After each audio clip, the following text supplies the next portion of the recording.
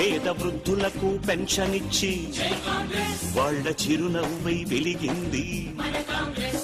ప్రమాదంలో రక్షించి ఆరోగ్యశ్రీని ఇచ్చింది.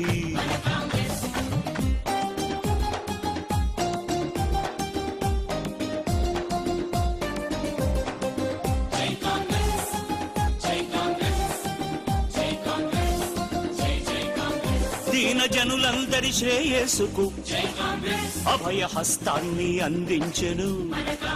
పల్లె పల్లెలోన వెలుగు నింపి ప్రగతి పథంలోకి నడిపింది.